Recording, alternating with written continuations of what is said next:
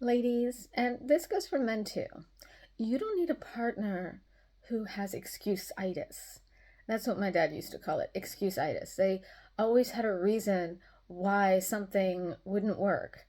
And I mean, I'd heard this growing up so many times, but this last week, I saw what it looked like not to have excuse-itis in somebody else. And in a relationship, I'm witnessing this man, and he wanted to provide something to his wife that she desired but would be good for their relationship. And he was willing to do whatever it took to get that done. That's what we need, women. Okay, that's what we want. That's what we need. So often we're concerned, especially growing up. We're taught, especially in our religious communities, that we need to find a husband that's going to be able to provide for us. But I'm going to tell you from personal experience, financial security is a myth. There's no such thing. Something can come along and completely devastate you financially.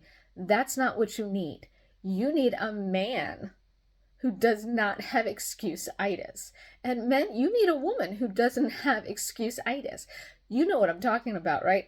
Every time something happens or that they need to do something, it's, oh, I can't because of this, and I can't because of that, and I can't because of this, and I can't because of that. But that's not what God teaches us. He is a conqueror. He is an overcomer. He isn't telling us that we can't. He's telling us that we can. And when you find a partner that's going to say, I can because I love this person, or I love my children, I love my family, I love my congregation, they're going to do what it takes. And that's what Jesus expects of us. He expected us to count the cost and to be willing to sacrifice everything for him. And we need to do that for each other as well, because he sacrificed everything for us. Now, think about this for a second. If Boaz had just made excuses about why Ruth wasn't this and why Ruth wasn't that, instead of fighting for her and finding a way to be with her, right? And this is the lineage of Jesus. And I look at the book of Tobit, which some people might not have read because it's not in the Protestant Bible, but in the book of Tobit, Tobias could have been like, well, I can't because Sarah this or that. But instead, he listened to the Archangel Raphael and found a way to not only marry Sarah, get the inheritance, but also, I think it was an inheritance, but whatever, but also heal his father's sight. This, God gives us ways to accomplish, not reasons not to. So stop falling for the lies of excuse-itis and recognize that,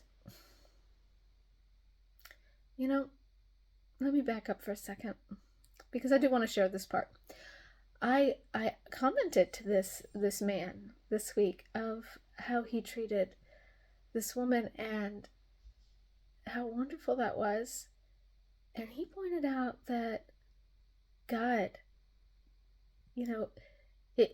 God took a long time to show him and to strengthen him and to prepare him to be like that. So just because someone has excuse-itis doesn't mean that they always will. That's a condition. It is an itis, and they can overcome it. And if I hadn't spoken to this man specifically about this, I wouldn't have known that God prepared him for that. So ladies and men, look for a partner that is going to be an overcomer and one that you can communicate with, and recognize the signs of excuse-itis before they become chronic, so that you can have a good life and that you can work together as partners and fight for each other, because that's what it's all about.